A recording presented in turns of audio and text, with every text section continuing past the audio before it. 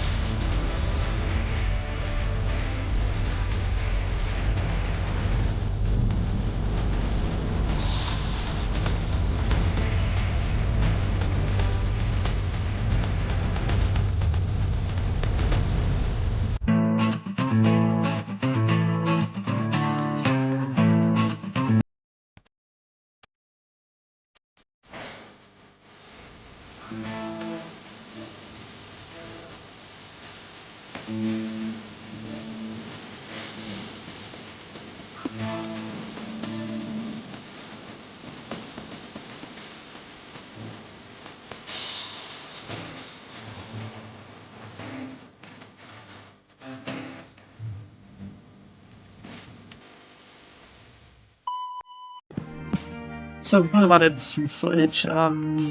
This is how we break that off, and met some friends on the train. So we just like share a bit of footage of that. Obviously, the difference in Aussie trains to English ones.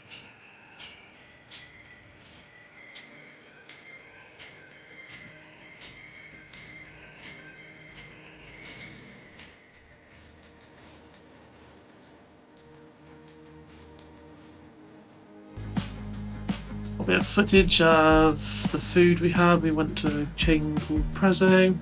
So a bit of a haul of some English treats we brought back for our Aussie friends, and a little bit of a local park, just so you can see what it's like compared to Australia.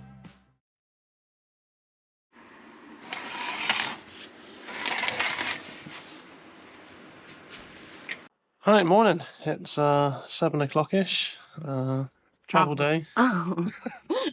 Travel day. I can't wait to go. Look at this. This is it.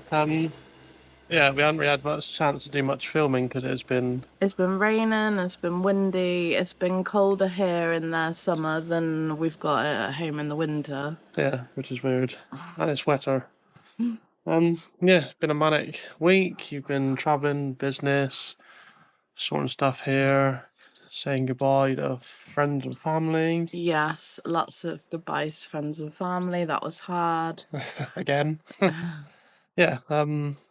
So yeah, we've kind of had a busy week. Not much really to film. We have done other videos of like the local area, like Bath and stuff like that. If you want to check them out, obviously we did a little tour of those, didn't we, when we got here, just to see if anything had changed. But Also go to Primark, pick up some shoes. more shoes.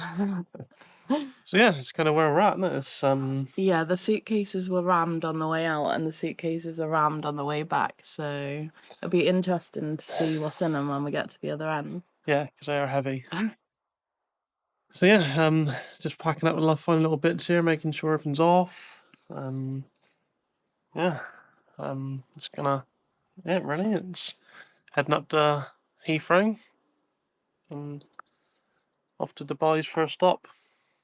I'm not looking forward to these flights. No, Horrendous. they're a killer.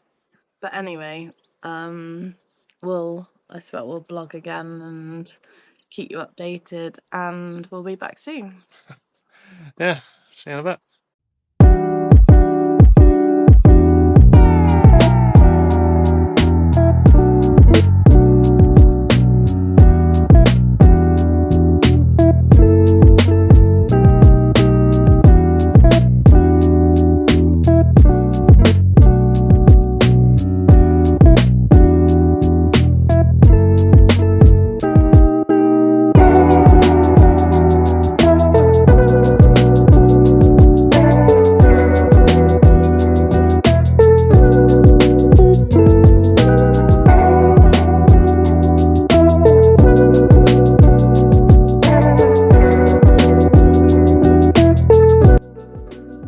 Just a few snippets of outside the window as we arrive into Dubai.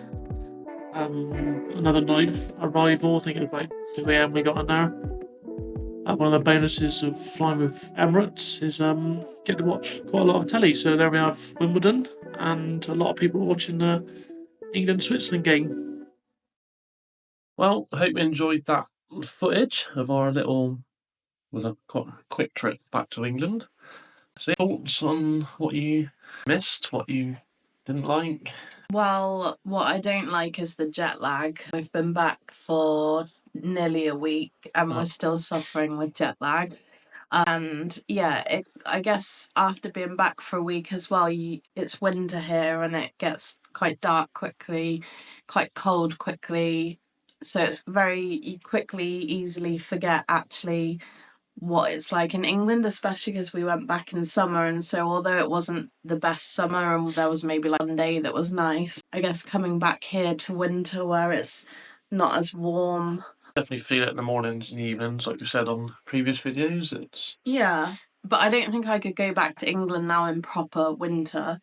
I think that would be horrendous. It was weird how you forget what summer's like. So it's like dark by 10 o'clock at night. So it was weird. That was nice to have daylight for so long all day. But yeah, what didn't we like? Well, I think going back cemented how much we really want to stay here. There's no doubt in our mind that we want to go back and live in UK. Seeing family was nice, but very hard to say goodbye. Like I said again, it's always tough on it. It was like obviously when we first left, and then obviously leaving this time.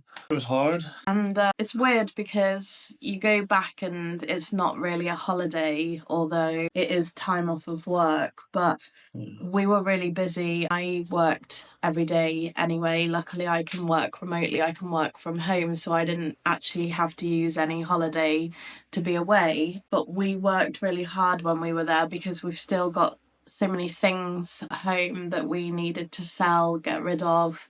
And I think going back, we were very much like, right, our home is in Australia now. Yeah. We need to get rid of as much as we can because at some point we're going to need to sell our property. It was like I said, it wasn't a holiday. It was nice catching up with family and friends, but we feel knackered. Obviously, you were been travelling as well. Again, Yeah. obviously that must have been a nice quick trip. Yes, definitely. Hour and a half to Zurich versus 20 odd hours. Warm up, isn't it? It's literally It does. It feels like you get on the plane and get straight back up. So just. that was nice. Also, I think what else we miss? We did a bit of shopping, so we went to Primark, picked up some clothes, shoes, cheap bits to bring back. What else did we do? Yeah, like I said, went to Bath again, just a look round, but don't really miss that place. It's same people. I guess it's not really going to change that much, but I guess it was done. You kind of like just had to go and check it out. Had to pay for parking, so £4 for 2 hours. Petrol, had to fill up the car. So obviously we do have a car at home, but it's not taxed or insured. So when we arrived back in the UK, we had to pick up a rental car at the airport. So after that horrible flight, you had to then drive back from Heathrow. That was not fun. Wouldn't recommend it. Lots of coffee and Red Bull. The window, so literally driving. So I'm in betweeners, and he's got his head out the window. It was 2 hours, but it wasn't an enjoyable drive either. It was English road, small, lot of traffic. It was nice to come back to our own home and our own bed with all of our own things in it, and didn't come back with any dirty washing because I was able to do that at our other home. And yeah, that was weird, wasn't it? It's just like, I feel like you've been away. We have, obviously, like 9 months or so. And it was weird how silly things, like when I opened the dishwasher in our UK home, I was like, wow, this door's so heavy. And yet when you're there using it every day, you don't think it's heavy because that's the only dishwasher you're using. So it was funny things like that. Missed our big telly. That was weird. We've got big sofas at home. Obviously here we've started out again. Everything that we've bought cheap, and we've obviously got a bit more luxury comforts back in England home. But yeah, I think it was nice to be able to go back, see family and friends, get some bits done. We sold some things. A lot of things. I got let down by a lot of things. We were meant to sell my car that's still on the drive, and really got let down by somebody at the last minute. So that's still at home, which is annoying because for those of you that are British, you'll know an MOT has to be done every year. And for those that don't know about that, it's a bit like a roadworthy, except you have to have it done every year. And so we had that done because the MOT had expired and we were going to sell it to someone, and now obviously I haven't sold it, and so now that MOT will now need to be done in another year's time. We probably won't be heading back for another year, and obviously when we head back, that MOT will need doing again if we then want to sell it. The car will have lost value. It's just annoying little things like that. I mean, you could have got rid of it at We Buy Any Car or whatever, but it's ridiculous money they offer you. It's just like... I know. So then you question yourself, like, should I ship it over? But in terms of costs and things, is it really worth it? Is it worth the hassle? Yeah, it's a lot, especially when you're not there as well. So you have to gotta get it properly clean. Everything, every bit of dirt's got to be out of it. Yeah. There's various companies that do it, but it's how much do you really love that car? Exactly. So on the dog front, the dog stayed at our home here, and she was looked after by a wonderful friend of the family who looked after the house and looked after Hershey really well. So that was really nice not to have to worry about that when we were away. Yeah. We got lots of videos and pictures, and she was living her best life. Hunger strikes, having to send DoorDash chickens. So that was good. So she was happy, and she was very happy when we got home. Yes, lots of squeaking and kisses, and didn't know who to cuddle first, did she? She was just literally doing laps of everyone, like jump up to you, on the next one. It was weird not having her back in her old home with us, so missed her. I think like we landed here, it kind of felt like we were home. It was weird to be on the plane and not going somewhere on holiday, but going home. Yeah, it's weird. So that was it really for our trip. It was very quick. We're both now back to work, and I think we've all been a little bit ill, I think, just from being on planes and maybe generally just come down, not having a rest. Yeah, so it's the usual travel bug, isn't it? You've been on 2 flights, you circulating air of everyone coughing, spluttering, gonna catch a bug, aren't you? So anyway, good to be back where we can get lots of vitamin D and get better soon. So we want an update on the whole visa? Yes, we have. Yes. We are applying what is pretty much going to be submitted, is it alright for... She's done the Form 80s that we've Yeah. got to do. So he's lodging our application for which visa? It's like 186. 186. We had to fill in lots and lots of forms. I think we talked about it on one of the previous video. Lots of data, information, employment history, travel history, everything. Well, yeah, it's for you and eldest this time, wasn't it? The temporary one wasn't as involved, whereas this one got to know everything.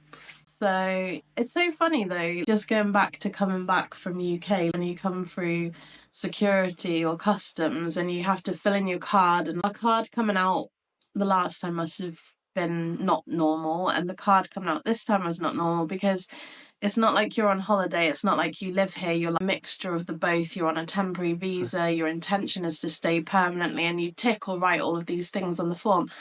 No one stops you, no one asks you any questions. You just go straight through.